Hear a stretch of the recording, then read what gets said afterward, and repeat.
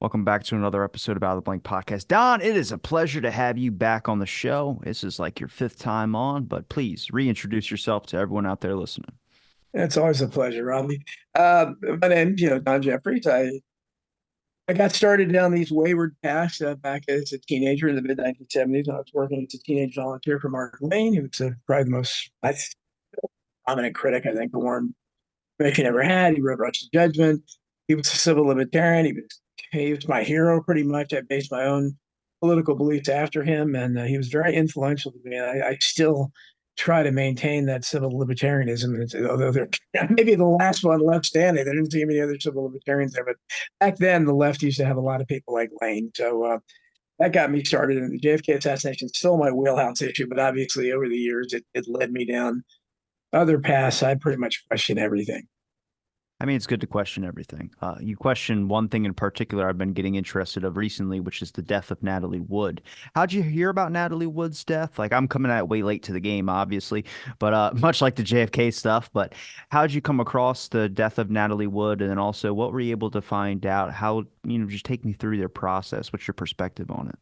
Well, I still remember hearing about it, and I was crushed because I mean Natalie Wood was one of my, as I was, hitting puberty, Natalie Wood was one of my favorites. I was in, I really, I was in love with her, and one of the things that attracted me to my wife was when she was young, she had kind of a Natalie Wood look to her. I thought that was great, but um, I just remember it's already by that time, it was 1980, I think, 80, yeah, 80.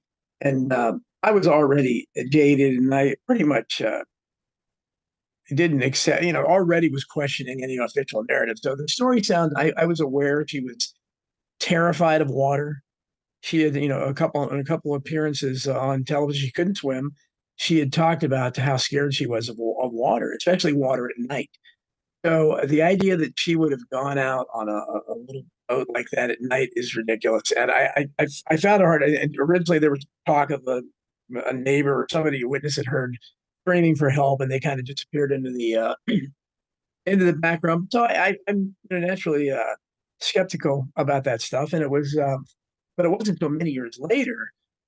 I think it was probably about 5 years ago when I first started contacting Lana Wood. Now, Lana Wood, even though I know it's pretty lovely herself, and she was a James Bond girl. She was a Playboy. She was an actress too. Didn't have the career Natalie had, but she was the only one I didn't know that had been questioning it.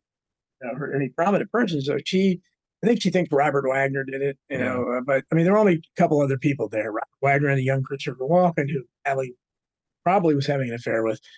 But something weird happened on that shit, and Lana's been on my show a couple times. In fact, I'm going to try to text her again. I'm going to try to get her back on again with the captain of the ship. We can. Who was Oh, DeVerne. yeah, Deverne, who ended up speaking out later. Now, whether he'll come on my show, I don't know. But she has been willing to. So she's asking the right questions, and she's ostracized from Natalie's family. Excuse me, from her kids and grandkids because they don't want to hear any talk about Robert Wagner. Her own mother, uh, didn't want to hear talk about Robert Wagner, even though her daughter, had been the victim here. But she told me it had a big impact on me. She nobody knew her better than her sister. And she said, look, Natalie Wood was like many of these women, if you read about them, Loretta Young was that way, Joan Crawford, a lot of these women, they play the movie star role. They don't leave the house without putting on the movie star face. And she said, Natalie would not have gone to check the mail without being decked out and full makeup. Said she just would not have done that. She didn't appear in public. And she said, she was found in the water, I think, in a night. Just found with a jacket or like a rain jacket or something like that with both boots. It was like very underdressed for someone that would be going Yes, out yes, she there. had something, but she said she would never, because she would have been mortified to be discovered like that. She didn't want to be seen like that. She said, so when I saw that, that she was, I heard that, I said, no, not. And again, she was scared of water. She couldn't swim. The story makes no sense. Now, I don't know. I'm one of the few people that maybe it's because as a kid I liked Robert Wagner. I used to watch that show. It Takes His Heat with him and Eddie Albert. It was on a couple of years.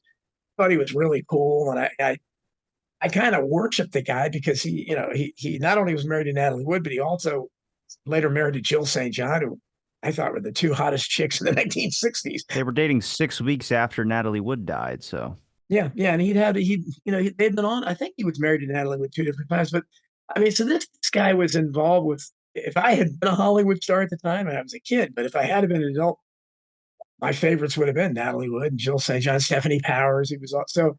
I kind of, as a young guy, you kind of, you live vicariously through that, and so and plus, I just thought he was, cool, and so I found it hard to believe he would kill Natalie Wood. And Christopher Walken, on the other hand, maybe because the characters he plays seems really creepy to me, and I could kind of see him doing that. So, and I questioned her on the show. I said, well, uh, what about Christopher Walken? And she didn't seem to want to go there. She said, and he testified once, but it's secret, and its testimony's never been released.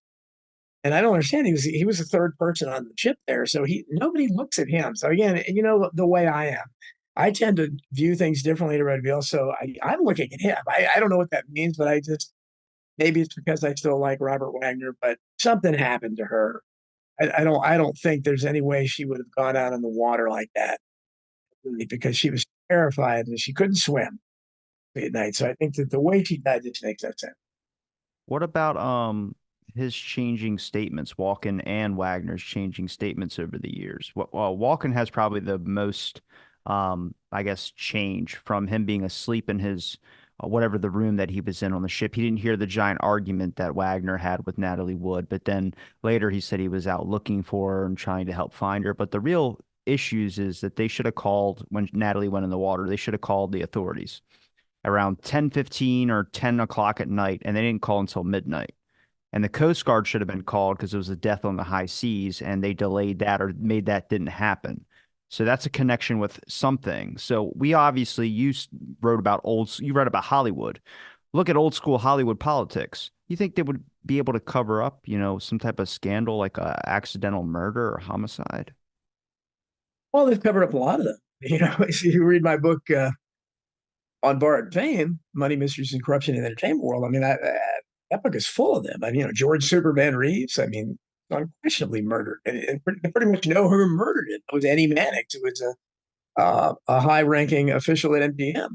He was basically kind of a hitman, but he was uh, Luigi Amira's kind of right-hand man, and he handled things like that. But George Reeves was having an affair with Mannix's wife. I was, pretty much a wannabe mobster, so I don't think he took kindly to the fact he was having an affair with his wife. But that's kind of gone down, and they had the movie Hollywood Land, which did a pretty good job with Ben Affleck covering everything. But they kind of ultimately left it up in the air. And but I don't think there's any question he was killed. You had the guy Bobby Fuller of the Bobby Fuller Four, who had a big hit. I Fought the Law and Law One in the mid '60s, and just very street.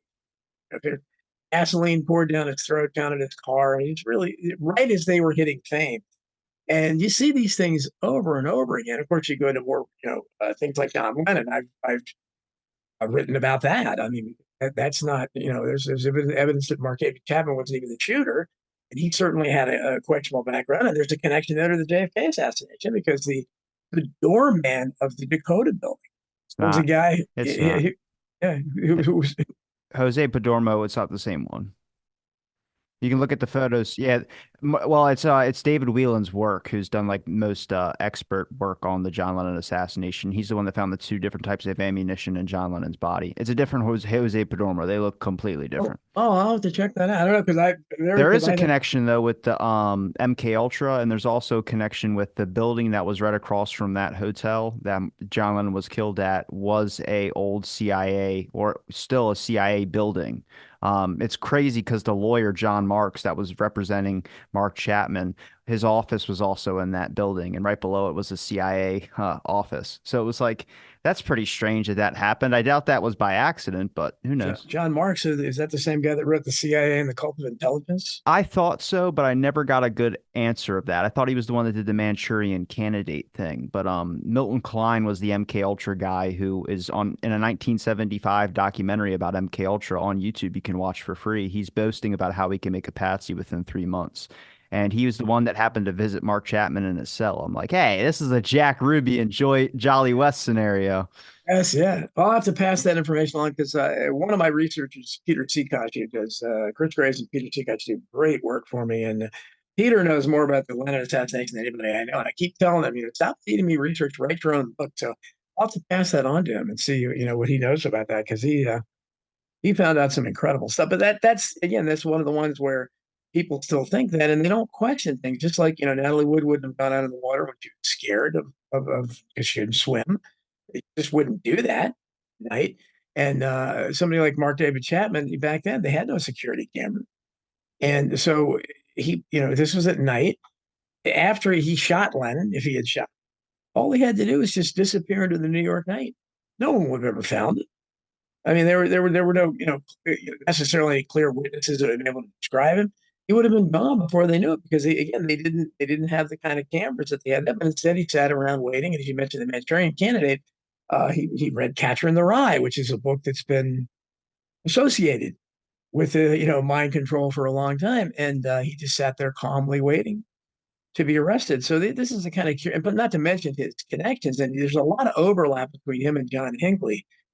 I'll have more about that. I have this shocking information about John Hinckley and Jodie Foster. I don't want to have a Well, spoiler alert. let me reel you back to the Natalie Wood stuff. Okay, But yeah, yeah. Natalie Wood, why don't you think it's Robert Wagner?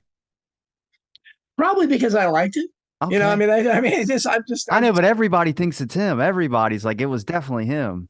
yeah. Well, it had to be either him or Walken, unless I did when I had Lana Wood on my show. I said something like, "Hey, look, Natalie wasn't into the JFK assassination." Was he? Hmm. No, no, no, no, no. So I said, yeah, would you knock off or something? But yeah, I mean, certainly it had to be him or Walken. I'm just looking personal prejudice. I liked Wagner as a little kid. I kind of worshipped him because I thought he was really cool and had the hottest chicks. And so, yeah, that's my personal prejudice. And Walken, I think, is a creepy guy. And as an actor, he plays those characters really well. Yeah. So if this was a movie, that's who I would be suspecting, an audience member. But I don't know. I don't. But whatever it is, that she didn't die. She didn't accidentally drown like that. Go out on her own. Well, it's kind of impossible to trust the interviews with Wagner and Walken just because they are trained actors, so they can hide it pretty well. DeVerne, I think, has made some pretty good statements over the years, but he's mostly incriminated himself, which I don't see why, if you're lying, you do that. Yeah, no, and he's. I hope to be able to talk to him, but um, it's something really. All I can do is go by what Lana has a lot of information, but she's going a lot by just the fact she quotes an Natalie, Yeah. sister, and she knew her really well, and she just said, this is something she wouldn't have done. So There I are have, t- there are two names that come up with the Kennedy assassinations, by the way, Frank Sinatra and Natalie Wood's death. And also, if you look at Thomas Noguchi was the autopsy doctor for Natalie yes, Wood. yes, he was in Noguchi. Noguchi did all those big autopsies because he was out there in L.A. County. So any of the celebrities that came through, and my friend John Barber was that's where he lost his friendship with Frank Sinatra. He was Frank Sinatra's personal writer for years. And Sinatra cut off all ties with him when John Barber was part of the campaign to save Noguchi's job because they were trying to fire him. It was primarily because what he was saying about the RFK assassination, conclusion that the shot came from behind, the fatal shot, and the powder marks, burns behind the ear, and all that completely contradicted all the witnesses who saw Sirhan in front and not that close to him. So they were trying to get rid of him. And same thing going back to Marilyn Monroe. I mean, he had said things about that stuff in her stomach and all that stuff. So he had been a thorn in their side for a long time, and he's still alive. I love that. I mean, I think he's in his 90s, but I don't know that he does interviews anymore. But He's on LinkedIn. You can try and message him on there, but nobody checks that damn app. yeah, no, no. And I think somebody gave me his email, but I think they emailed me didn't answer. But he might not. When you're not everybody's like John Barber just turned 91. In your 90s, and a lot of times you're just not. You can't. I had Paul Schrade on my show, who just died at 98, I think, and I think he was on my show when he was 96 or 97, and he was sharp as a tack and a big witness in the RFK assassinations. Some can, but I don't know if Noguchi can or not. But these cases are all interesting. There is something interesting with Frank Sinatra and Thomas Noguchi. When Thomas Noguchi did the autopsy for Natalie Wood, he started kind of glorifying it up like a drunk actress that fell off of a boat and drowned. And Frank Sinatra wrote a letter to the police and wrote a letter to media and was like, Thomas Noguchi needs to be seen, not heard.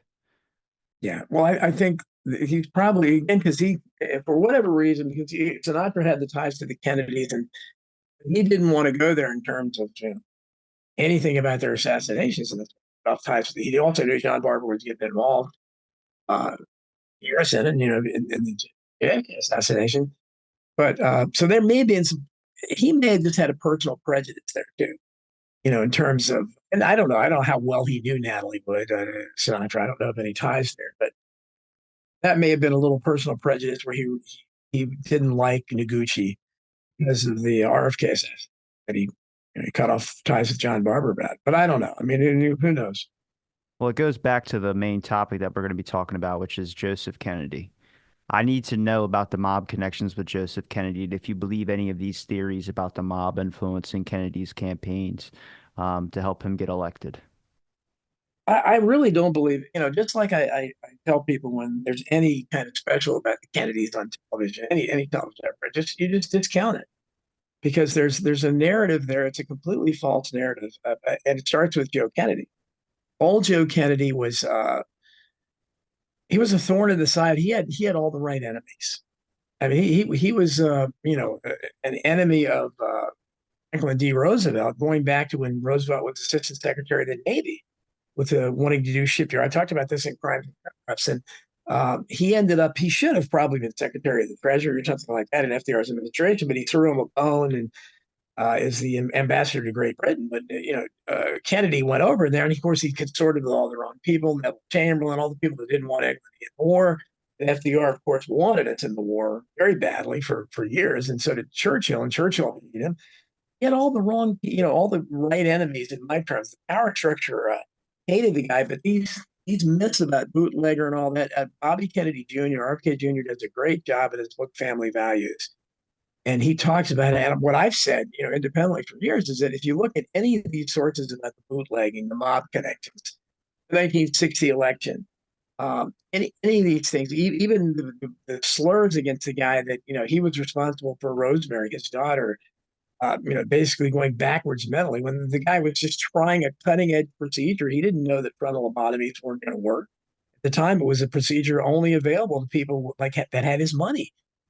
Flew to Switzerland, had it done. He thought he was going to make her normal. I mean, obviously, he didn't want it to backfire like that. It was a terrible tragedy.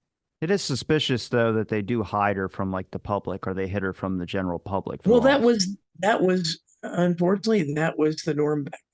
I mean, I have a niece that was born with Down syndrome in 1968, and everybody, everybody in my large Catholic family told, and Catholics especially, because they usually sent them to nunneries, places like that, where Rosemary was.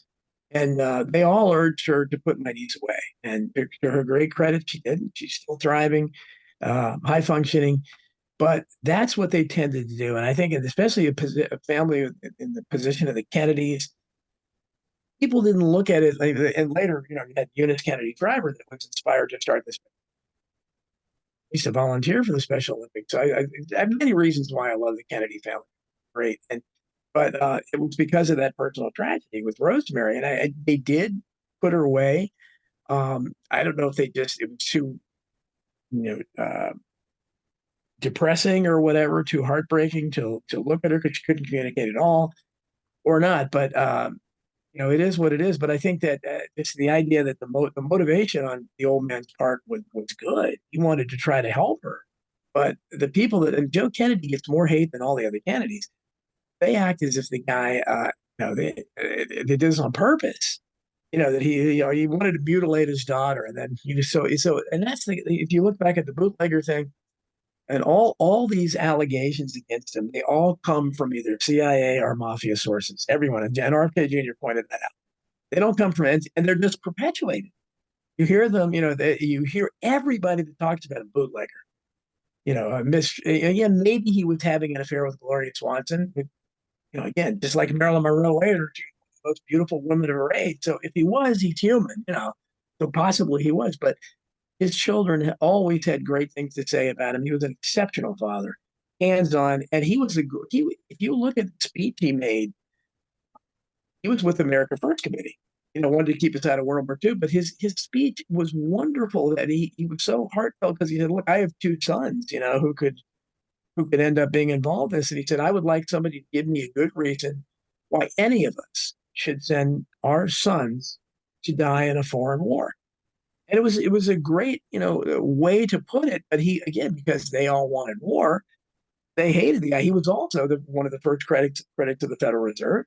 He understood what the Federal Reserve, and as Bobby Kennedy Jr. pointed out in his book, I didn't know about it. I had to look it up. In the 1950s, he was part of a commission to oversee the activities of the CIA, which were already coming under scrutiny. He was one of the first critics of the CIA. Allen Dulles hated him before he hated JFK. And he was the most outspoken critic on that commission and said, hey, they need to be confined exclusively to foreign activities. It can't be, involved domestically, but all that it's, thrown under the rug. Nobody talks about it.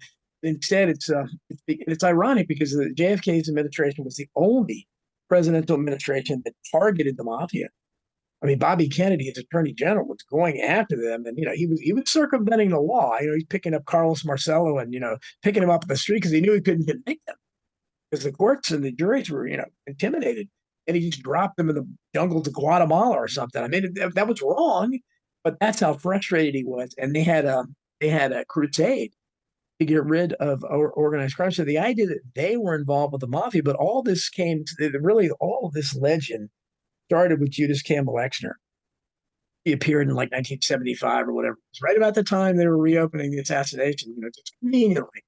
But if you look, and I wrote about this in Hidden History, Jim DiEugenio's written, I think we're the only two really that have looked at her critically. She was a joke of a witness from the very beginning. If you look at her original press conference, she had this huge oversized hat on, big sunglasses. She looked like a clown, and she never mentioned the mafia. She did not mention the mafia at all initially. And of course, that became the foundation of her story. That, she was JFK and Sam Giancana, who despised Kennedy, were going to be sharing a mystery. And of course, he was later one of the strange deaths when the House Select Committee. Well, that is true, right? That is true that they did share Judith Campbell Exner. That's in FBI documents. That's the myth. I've not seen any. Again, I don't think. Is it possible? I don't know. I don't know if Kennedy could have slept with as many women as they claim he did. But again, I think that even if he did sleep with her, and I don't know that's been established that he had, I don't think that means he was friendly with mobster. Yes, he had friends with Sinatra, and eventually his father, again, this who had no connections to the mob at all. This is, and even my friend John Barber, when people perpetuate this myth that about the 1960 election, that yeah, it's possible. Certainly, they had corruption all the time in big cities. Mayor Daley was notoriously corrupt. He didn't just do something corrupt in 1960. That's the way they did business in the big cities. And but the idea is that something especially corrupt there was about that 1960 election, and that's just simply not true. The powers that be did not like Kennedy from the beginning, and it's mainly because they hated his old man. I mean, you had people. Eleanor Roosevelt despised him because FDR had despised the old man. Harry Truman despised him. None of the Democratic Party establishments, kind of like Trump with the Republicans, none of them were on board at first. They kept trying to get Adlai Stevenson, or of course LBJ, Hubert Humphrey. You mentioned the 1960 West Virginia primary. They put all their hopes on Humphrey in West Virginia because again there was a lot of anti-Catholicism there. People don't realize it. This was the first Catholic president we'd ever had, and he did encounter a lot of hate. He made a great speech where he confronted the Protestant ministers in West Virginia and told them, what kind of country do we have if however many million Catholics, millions of people lost their chance to be president on the day they were baptized. And he handled it perfectly, and I think that's why he won. But anyway, the more I study Joe Kennedy Sr., the more impressed I am with him. I think he was a great man. He was a fierce, and he was also, as RFK Jr. pointed out, he was also an anti-war activist in World War I. So this guy was against war, and so it's no accident that his son becomes the most pro-peace president we've ever had. again, when going into this, I should have probably prefaced this, but this talking about the mob does not mean you think the mob did it with the JFK assassination, and talking about the establishment doesn't mean you think the establishment did. I just want to preface that for anybody listening. But I'm interested in why there is this mob connection. Do you not believe that there was any influence, or like how does he know? How does we? There's a song by Frank Sinatra about for the Kennedy campaign. Who are you going to vote for? Kennedy. And it's like this whole song that's not even attributed to him, but when you listen to it, there's only one person in the world that sings like that, and it's Frank Sinatra. His son sounds kind of close, but his son was not around when this was going on, or at least wasn't vocal about singing and doing that. So it's Frank Sinatra. And then you have weird things with Sam Giancana, Carlos Marcello, where I'm just trying to sort the fact out. I don't really want any like lead up to who did it. I just want to know if there was a small connection. What's the bootlegging? How deep does that go? When did it become clean? And why did Bobby Kennedy feel such a vengeful attitude to go after the mob? A lot of people think it was because of this thing that his father did, and he was trying to clear up the family name and kind of pull it out of the mud. But again, you would have a different perspective because this is why I wanted to talk to you about this because you support Joe. I'm just trying to sort the facts here, and you're looking through documents, there's thousands upon thousands about all these different mob things and all this. And I'm like, can someone just like tell me? Like, come on Well, now. yeah, well, you're going to have way more people that are, that are going to disagree with me. There's not many people that agree with me on this, but again, I'm used to that, so it doesn't bother me to be in a very small minority. But I would affirm if you went to RFK Jr.'s book, Family Values, and he does a good job of documenting the myths about bootlegging and the election and things like that. And he's the first one to mention Joe Kennedy's senior's affiliation with this commission in the 1950s, long before the church committee was concerned about what the CIA was doing. They hadn't really done as many bad things at that point, but still he was. And again, I just think the guy was on the right. And I look at it, when you read Greek tragedy or anything like that with the Kennedys, RFK and JFK both used to quote the Greek tragedies all the time, and it's ironic because they lived the Greek tragedy. But you consider Joe Kennedy Sr. what he lost. I mean, his oldest son, Joe Kennedy Jr., and I've written about that too. I'm trying to find out more about that. I think personally, I think that was the first Kennedy assassination. I think he killed his son. Yeah, And we don't really know why his plane exploded, did we? no, it made no sense. First of all, he was on a mission. It was near the end of the war. It was a pointless mission.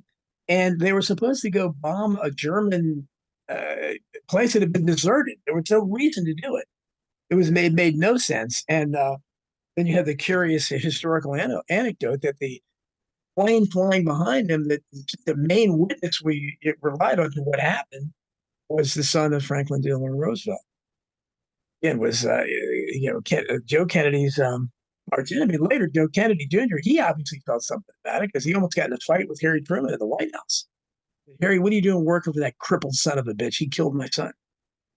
Anecdote there. So there's and in hidden history, I talked a little bit about it. I'll have a little bit more in American Memory Hole, which is coming out in August, basically Hidden History 3, where I'm trying to find what I could about the Joe Kennedy Jr. crash. But certainly it's very suspicious.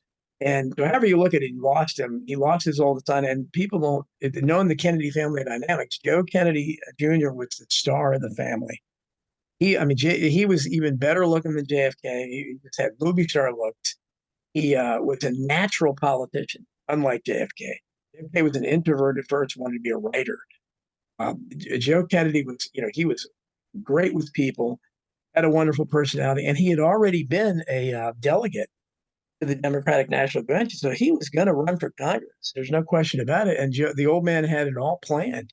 And so, So you do believe he was grooming the oldest son to take the position of, I guess, political power?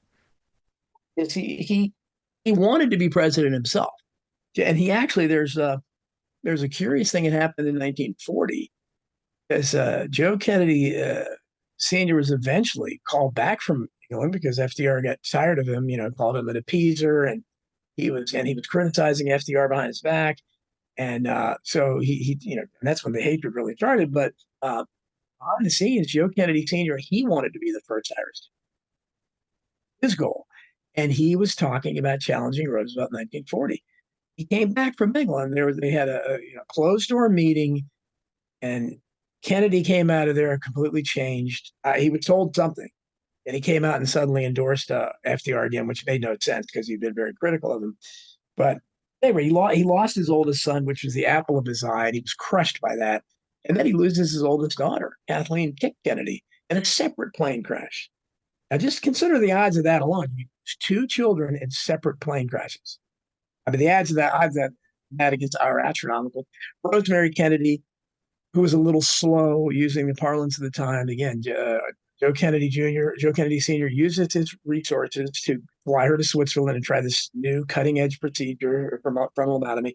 Backfires terribly.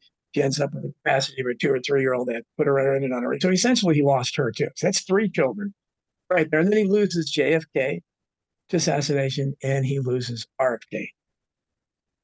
That's essentially five children that the man lost. I mean, I don't think anybody can. And then you go further, something like Chappaquiddick, where near the end of his life, which obviously crushed what was left of Joe Kennedy Sr., he was a shell because he was. And I think that's a curious thing too. That is, shortly after JFK was elected, he had a stroke, which incapacitated him. Really limited his impact because he was his son's biggest advisor, and he couldn't communicate anymore. But when Eddie had Chappaquiddick, again, I look at that differently than everybody else too. I think that was important. I think that's where they stopped Eddie Kennedy from ever becoming president. Most people, but I think, and I studied that, and I don't think he was in the car. But so essentially, that was another tragedy there. And then, of course, he didn't live to see it. Then look at the grandchildren he lost. RFK, lost David Kennedy to a drug overdose. He lost Michael Kennedy to a very strange skiing accident on the slopes the same week that Sonny Bono also died suspiciously. Outspoken critic of Janet Reno and Waco and everything. Both only time I've ever heard of celebrated figures skating into a tree and dying. It happened twice in 1 week in 1998. And then of course you have JFK Jr., which I've written a lot about that assassination as well. So you just look at the deaths associated with this guy, children and grandchildren. I don't think you can find any other example in the history of the world where one man experienced that much tragedy. And so I have to look at that and say, wow, and then I read what he's written, and what he was saying at the time. He was a brilliant guy, and so again, I admit that I look at him differently because Joe Kennedy Sr. doesn't have very many fans, but I'm one. When the oldest Kennedy brother died and Joe Kennedy decided to look more at Jack, when do you think that was? Do you think that was when he survived and pulled his whole crew to shore on Plum Island? Oh yeah, I mean it was as soon as Joe Jr. died. The old man was crushed. He was despondent. They said he used to, walk along the beach and just, by himself and just look out at the ocean. And I'm sure he had all his thoughts were with it. Uh, but after a little while of grieving, then he said, "Okay, I'm gonna put all my weight behind JFK, second son." And he even told him, you've got a JFK used to talk about, I feel the old man's eyes on me. And suddenly he was under pressure because JFK had been kind of a ne'er-do-well. He was kind of a little bit of a troublemaker, a practical joker, and didn't take school really Well, he has seriously. some severe health issues. Right, right. And so he wasn't anybody's choice of a natural politician. If you look at the pictures of him when he was first running for Congress, he looked emaciated. He was really, incredibly skinny.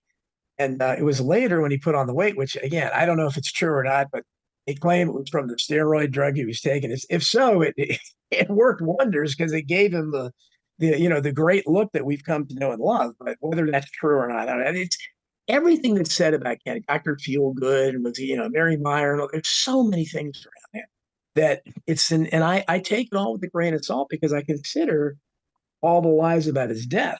So I've pointed out to people all the time. I'm one of the people I don't just try to expose and counter the lies about his assassination. I think it's important to look at a lot of the lies about his life. I think there's a reason why they knocked him off, and they continue to try to smear this guy. And you can see it today. I mean, and if you look at the so-called woke media, which is woke media, but generally speaking, Democratic Party figures from the past get good press coverage. Yeah, you're not going to ever find, critical books about Truman or Roosevelt or Wilson, I mean, except mine. I mean, I have lots of them in there, but JFK is an exception. He's always been fair game. After the little bit of like the first few years, the Camelot, martyr stuff, but especially once Judith Camelot Exner came on the scene in 1975, his reputation just completely changed. And suddenly it went from being, Camelot and the martyred assassin to this mafia connected guy who was screwing every woman in the world, who's the biggest adulterer of all time, but is also deadly sick. Somehow he managed to have sex with all the women he wanted, including movie stars, but he was always at death's doorstep. So wasn't really healthy enough to be president, but he was healthy enough to have sex with all these women. But again, they're competing fantasies. They don't make any sense. And again, it's overlooked his record, which the only president in the history of this country that I've studied that was his one consistent refrain over and over again was to try to keep the peace. Can we go back to the Joe Kennedy Sr. just for a little bit? I just want to talk about some of the aspirations. Did he have any aspirations for Bobby? I mean, if he's putting all his weight behind JFK, what did he expect Bobby to be able to do as obviously attorney? Well, but by the time Bobby's political career came, he had already had a stroke, so he was not really able to do that. But he did, yeah. He pushed as he pushed Bobby Kennedy Jr. And you want to talk about you mentioned Bobby Kennedy's crusade against the mafia. I think that began when he was on the McClellan Committee. JFK and RFK both came to prominence in the mid 1950s. They served on the Labor Committee of Senator McClellan, which is investigating mob influence in the labor unions, and which is not it was a courageous thing for a Democratic politician to do at that time because they were in big with the unions. But that's where Jimmy Hoffa Yeah, said, Teamsters. if you, yeah, Teamsters, and if you recall, Bobby Kennedy and Hoffa had a personal feud. They almost came to blows, and I think and JFK then wrote "The Enemy Within." He was just he was a zealot. He of all the Kennedy family, he was the most Catholic. He was a crusader. There have been, again, whether I don't think he had an affair with Marilyn Monroe. It was JFK did, but whatever. If so, that's apparently the only one. Unlike the old man, Joe has been linked to many women. JFK, Teddy, these are supposed womanizers, but RFK Jr. I mean, RFK was, for all intents and purposes, a family man, much more religious than the others, and I think he felt a moral compunction to go after the mob. And if you recall, I mean, he had balls of steel. If you watch that videotape still of Giancana, again, the JFK's friend, supposedly, when he was testifying for that committee, RFK is just ripping him to shreds and saying, "Why are you giggling, Mr. Giancana? Oh, I thought only little girls giggle." I mean, he's saying this to a big mobster. I mean, he didn't care. I mean, he was completely had guts. He was very courageous, little guy, unlike the other people. But so I think that's where he really started. And he also he had a feud with Hoover. Neither of the Kennedy brothers liked Hoover, and they knew Hoover was propping up the mob. Hoover refused to admit that organized crime existed. So they realized that okay, this is a problem, as Bobby Kennedy said. This is the enemy within, and he was the first one really to talk about that. So I think that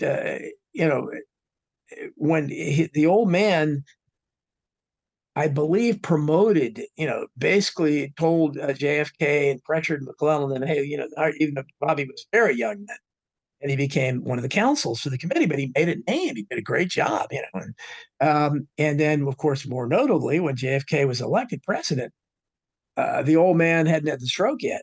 But one of the last things he did was he pressured JFK to name RFK as his attorney general, which was very controversial back then. And he knew what he was doing because I think he knew what they were up against. And I think if we look at the Kennedy administration, I think it would have been entirely different if he'd had a conventional attorney general. Because that's the difference. If you ever thought Trump was sincere or whatever, if you have a real outsider in there, you need somebody to be working with you. And JFK had the Irish Mafia, had Kenny O'Donnell and Dave Powers, and then more importantly, he had as Attorney General, big position in the government. His brother, who was his most trusted confidant, and that was all because of his father. I don't think he would have ever thought of naming him if he hadn't been pressured by his dad. What about some of the mob figures having Joseph Kennedy Sr.'s name in their mouth? Obviously, there's documents you can come across, and mob figures have made statements about the old man. Where I wonder, I mean, do you not believe that there was any connection based on the bootlegging stuff? No, no, I think again, I think this is sources inevitably come from mafia or CIA people, and you get the same thing. I've studied the Marilyn Monroe case a lot. You get the same thing. The people that try to tie Kennedy to Marilyn Monroe are always from the mafia or the CIA, always those sources. And I think that, and again, we know that the mafia hated Kennedy because his brother was leading a crusade against him. And again, I don't think the mafia was involved in the assassination. I don't think they're powerful. But the main thing is, do you believe they were involved in getting him elected? I mean, how does he beat Richard Nixon? That's the main question for me, which is like if everyone's talking about Richard Nixon had like the most popular or most voted candidate that we've ever had for a presidential candidate, I'm like, hang on a second, then how the hell did he lose? I know everyone brings up the TV interview, but there's like different perspectives on that too. Apparently, the people that heard it on the radio thought Nixon won, Yeah, yeah, and the people, yeah, yeah. Well, Kennedy had, you mentioned Sinatra. Sinatra sang his theme song, "High," based on High Hopes. We go with Jack or whatever it was, yeah. and Sinatra also because at that time it was a relationship that benefited both people. JFK did have an interest in Hollywood. He thought the glitz and the celebrities were interested, so he loved getting gossip from him. And of course, he had a connection to Hollywood with Peter Lawford, who was a big actor at that time, was married to his sister Pat. So he already was tied to Hollywood that way. And Sinatra wanted to be a hanger. He thought Kennedy might be president, and he wanted to hang around, and he was a hanger on as well. So they had a mutual friendship for a while. And at the time of the assassination, it was still strong. I mean, at the time of the election, it was still strong. And if you look at JFK's inaugural balls, I mean, they're like nothing that ever happened before. Because I mean, Sinatra got every big name in Hollywood to perform there. So I think that if Sinatra did have connections to the mob, but I don't think that's the reason why JFK was interested in him at all. I think again he was a celebrity, he was a big star, a big singer, a big actor, and he had all these connections to all these fascinating people that JFK was fascinated by. And of course, they were all fascinated by him too, as this charismatic politician. And so I think it was a mutual um, win-win situation for both of them. But I don't think, again, that the in terms of JFK using the mob or his father using the mob, I just don't think there's any evidence. The only evidence about Joe Kennedy Sr., it all goes back to the bootlegging thing. And again, I refer people to RFK Jr.'s book, Family Values, where again, you see that's based on again, the sources there again are mafia. Hey, same thing. And the other thing is the 1960 election. And again, those are generally people speaking, people that hate Kennedy. But again, even if that's true, it wasn't. They act as if this was extraordinary. It was just like the 2020 election wasn't that extraordinary.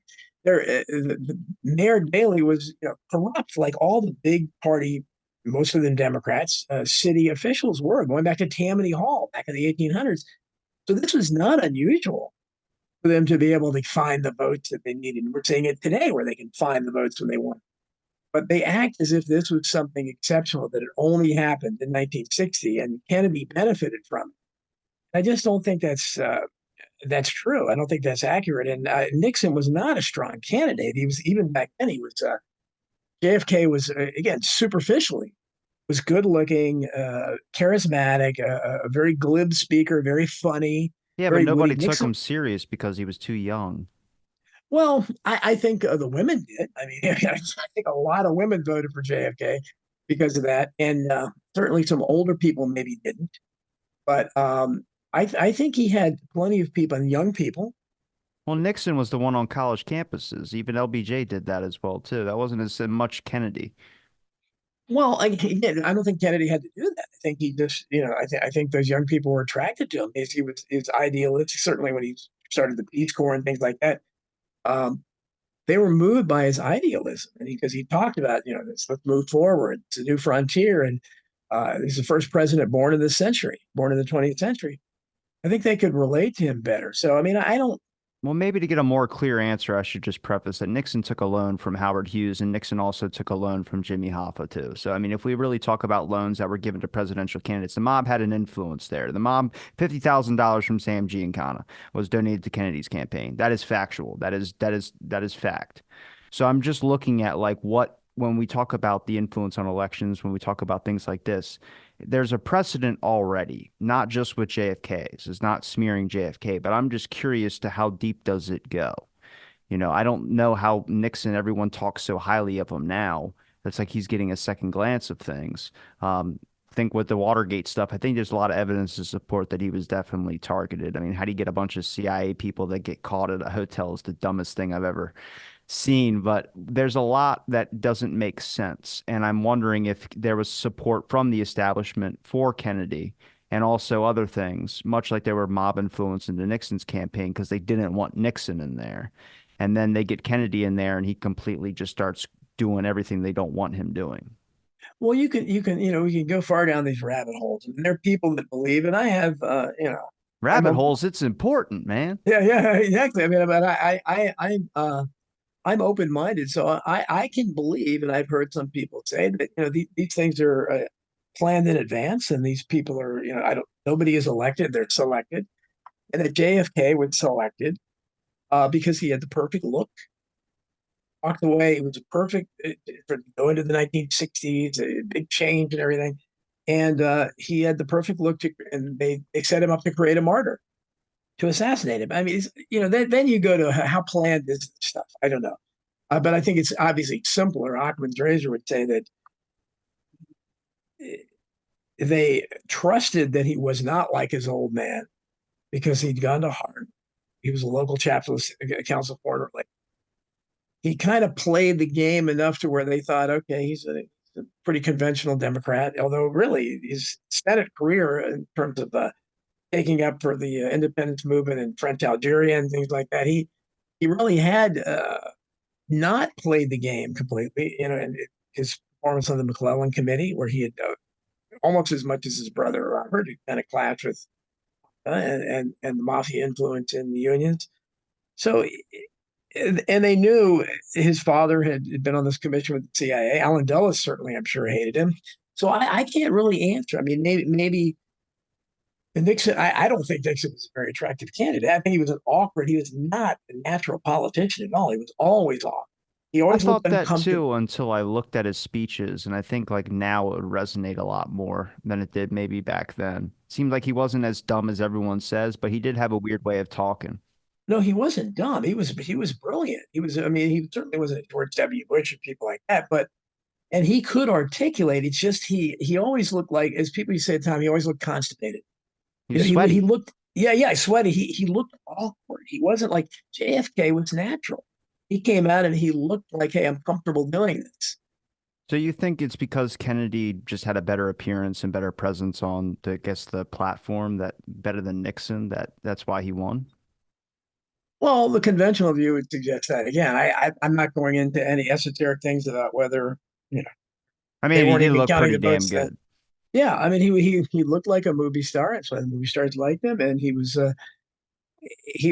We'd never had a speaker like that before. That Boston accent and the cadence he had, the chopping hands. I mean, people still try to imitate it. So I think it was, and it was. I think he was the right man for that time because you were coming out of the staid, the comfortable 1950s, and he was promoting the space age, and all these exciting things were happening. And so I think he was, he was the perfect candidate for that. Again, I'm looking at it conventionally, but I'm I'm suspicious not of all. downplaying and I'm not downplaying any of Kennedy's policies or views or any of his political speaks or anything. I was merely kind of addressing the fact that like I don't believe that any election is not without influence of some factor or some degree. And I think with like the mob stuff, I think there's weight to it. But I mean, what are your thoughts? Like, what's the worst theory for you about the JFK assassination? assassination. Obviously, with something that's examined as much as the Kennedy assassination has been over the past 60 years, you're going to come up with like every connection possible. You're going to find out the second cousin who's a friend of a brother who knew a guy who met a bar, and sometimes you're going to come across just a lot of this weird stuff. But what's one theory for you that has no weight to it and doesn't even cross your mind?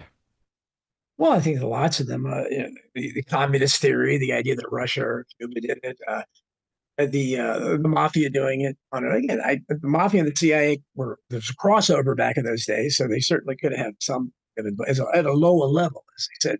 Yeah, but my book that I wrote with William Law, Pipe the Memo and Red, that just came out, is we look at what I think was a smokescreen. I talk about the ground level conspiracy in New Orleans, and that's where you had a lot of the mafia connected characters and lots of the anti-Castro groups. I think the anti-Castro thing and the entire connection to Cuba on either side, I think that's a smoke.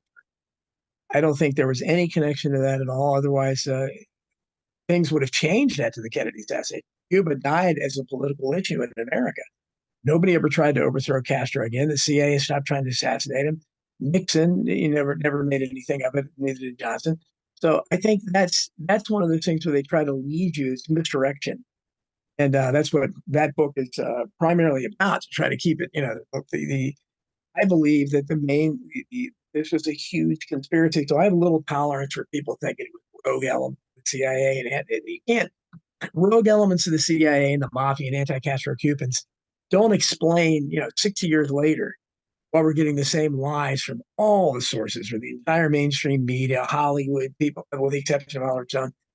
I think that this was a huge conspiracy. Again, I don't know, can't name the exact people, but I think it's pretty obvious that powerful people in the CIA and the Pentagon, the national security state, conspired to kill him. I'm of that belief as well too. But why do you like where did this conspiracy of the communists did it come from? You always hear about Cuban exiles and all this, and I'm like, only person I know who'd be in charge of them that could organize Cuban exiles would be William Harvey. So I mean that still points back to the CIA.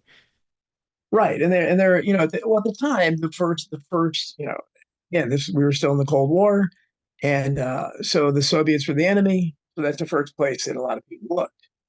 And while the left, most of the conventional left, never they bought the official story, hook, line, and sinker for the most part, except for people like Mark Lane and people that came. The critics came from the left, but conventional left, the Democratic Party, all JFK's friends, and everything, they bought the nonsense from the beginning. But people on the right, the John Birch Society and people like that, they instantly thought it was a conspiracy. But of course, they thought it was the communists because that's what they thought. What's that guy's name that really hammered it down? Revlo Oliver, the guy who Oh, wrote the whole yeah. yeah, exactly, yeah, exactly. He was a fascinating character, and a nut, but I mean, it was, yeah, he had ties to a lot of things, but yeah, he was. I think was he the one that invented that talked about the He said the Russians did it and wrote a whole paper on it on like the Kennedy but assassination. I think he's the one that came up with the jet propulsion where he tried to claim Kennedy's head went back for some neuron effect. I think he was one. I may be wrong about that, but certainly, and again, when there are people, they also thought that Oswald was the gunman because he was a Marxist defector, so they just figured out it's a communist conspiracy, and they used this little communist to do it. So yeah, it's terrible disinformation, but it took the original critic Mark Lane and people like that, Harold Weisberg, to go through the record. But people don't realize that the record was almost no one read the record of the Warren Commission because it had 26 volumes of Harrington exhibits. It was beyond the time and the scope, and they were very expensive, and you had to buy all 26 together. So most people just bought the paperback printed copy of the Warren Report, which was a set of conclusions. And that's the whole basis for criticism of the Warren Report was that people like Harold Weisberg, Sylvia Marr, Mark Lane, Shirley Martin, the housewife who doesn't get credit she deserves. These people, Penn Jones, and then later Jim Garrison, they bought the 26 volumes. I was in Mark Lane's office. I was looking through his 26 volumes and seeing the little notations he made and everything. And I thought, as a teenager, so cool. But they're the ones that looked and found, hey, the conclusions in the Warren Report that the public read doesn't match their source material. I mean, I source everything I write. I'm very anal about that. I don't like to have anything in there that's not footnoted. But I would be devastated if I read a book, anything other than the Warren Report, where I looked at the footnotes and I saw the source contradicted it, the conclusion, or it's something. In many cases, the Warren Report, it had nothing to do with it. They just put a footnote in it with something that was a completely, unrelated matter. So that's what the original critics, and I go back to that because that's why, I stress over and over again, this was a lie, a monstrous lie. It's impossible. It's the most fantastic fairy tale ever invented. And you look at the record and you can't help but see that. So from there, you go on, once you realize this is a gigantic lie, then you can say, okay, well, can we figure out who killed it? At this point, we can't come up with the actual names, but there's so many things that should have been done. Back then, the Secret Service should have been looked at first before anybody. They allowed it to happen, and they weren't. They weren't questioning critically at all. You should have started with the driver and gone from there, but nobody did that. And so at this point, all we can do is speculate. And people like me, I'm still writing about it. I'm just trying to unearth the new information as we can. But I don't. I think at this point there should be little doubt that it was a massive conspiracy. But I focus to begin when people say who killed JFK. I said, well, the one thing they inadvertently proved is that it wasn't Lee Harvey Oswald. Can I ask you one that we really didn't discuss or really never have discussed, but Bill Boxley? I just heard about this from a comment. I had Gary Schoner on it who kind of talked about it, but do you know much about Bill Boxley? I think we wrote about him in Pipe the Bone. Right? He was one of the. God, I get their names mixed up. There were two or three of them that were associated with Garrison that were plants that were in there, and that tended to. I don't know if it was Boxley, but one of them, for instance, they came up with that witness, the guy that claimed he saw Ferry and Oswald and Shaw and everybody at a party, and it turns out this guy was mentally unbalanced, and when they got him on the stand, he also didn't think he thought his daughter had been replaced by an alien. So but that was the kind of stuff Boxley and I don't know that was Boxley, but there were Boxley and a few others that and they also pilfered some of his Garrison's files because Garrison was very naive and trusting, and he trusted these people. But yeah, I mean Boxley and I again I'd have to look at my book to find out because I'm getting him mixed up with a couple other people perhaps, but there were two or three people in there. And they had the later one on, I think it was Boxley, lived a while after that. I think he's the one that became a far right winger and became and wrote a book about, but I could be getting mixed up with something else. Sorry, I don't Well, have it in front of me. do you know any of the researchers out of the first generation that you would highly recommend at the top of the list of like trustful sources compared to who do you think did the most damage to the whole conspiracy research in the whole community? Well, I think almost all the early critics were great. Mark Lane obviously is my hero. Harold Weisberg, he's an acquired taste. I got to meet him and have dinner with him too, and he was just as cranky and cantankerous as they say. I mean, he hated everybody. He was a grumpy old man. I just he was, but he did great work. And later, I don't know what happened, and we talk about in Pipe the Memo, why he turned against Garrison, and just I don't really understand that, but he did. And Well, from what but I've heard from Gary Schoner, he didn't trust a lot of their work. He thought they were trying to steal information or take yeah, it he was off into different paths that necessarily he didn't agree with. yeah he was paranoid, and he also was meticulous about not theorizing, and that's why I loved his work. And he became my favorite after initially Mark Lane because I just admired how thorough he was. And he's not easy to read. He has kind of a shrill style, but I like the way he called everybody out and criticized everybody. And but I think his work, if you're a really serious critic, a serious student of the assassination, I think his is the best because it's the deepest and most thorough. He's got like 6 volumes or something like that. Sylvia Mars, Accessories After the Fact, is still probably the best 1 volume overview of where she takes every single aspect of the case and matches it against what's the source material, evidence for their conclusion. And then so again, Lane's Rush to Judgment still holds up well. And later, I would say so. I don't think that much of 6 Seconds in Dallas, Josiah Thompson, because I had some run-ins with him on the forum, and I think he's become a neocon, as I call him. He's got to Think backtrack. Yeah, he's yeah. I refuse to call him pink, but Yeah, I had somebody because he just, we argued about the Umbrella Man and things like that. I don't know what his game is, but I started naming a lot of these guys neocons, neo believers in conspiracy, and he's first and foremost on that list. Another one would be Anthony Summers, who I liked his book Conspiracy back in But the he's got day. the Hoover stuff in there. He's got all the Yeah, dark secrets. yeah, he's got some good stuff. He did some good work, but if you listen to him overall, he's a neocon. He What buys a about lot of Jack the. Anderson? What about Jack Anderson? Oh, I don't, Jack Anderson. I'm not a fan of Jack Anderson. Jack Anderson What? again. No, not a fan. Jack Anderson was one of the. He was the one that really started the the basically the Kennedys were behind the assassination attempts on Castro, and he jumped on the bandwagon late after poo-pooing conspiracy people for a long time. Later in the 80s, he had Marina Oswald on his show, and he suddenly jumped out and tried to become the leader of it was a conspiracy, but it was a controlled conspiracy he was talking about. Anderson was way too mainstream for me. I don't trust him. I like his interview that he did where he was talking about the stuff with Clyde Tolson and J. Edgar Hoover. That's how I know him. Well, yeah, and he would again he would give you some truth, but I think that the people that are really great on the two are few and far between. Most of the early critics, Shirley Martin, it's a shame.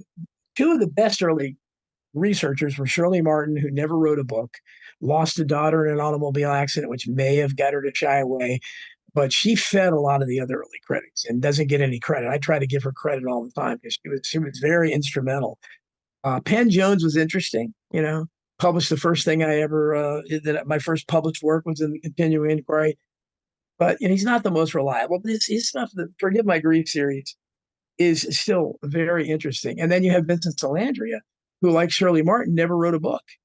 And I think he was probably the most astute critic of them all. He had it nailed from the very beginning, did a lot of work, went out and interviewed a lot of the witnesses. I don't know why he never wrote a book. Him and his brother-in-law, Harold Feldman, they did a lot of good work. But um, those are the people I like. Later on, I like Jim Mars. I think Crossfire is kind of an updated accessories at the fact. Though probably I would recommend that one volume over anything else because it has everything in it, and it was through the late '80s or through Oliver Stone's film '91.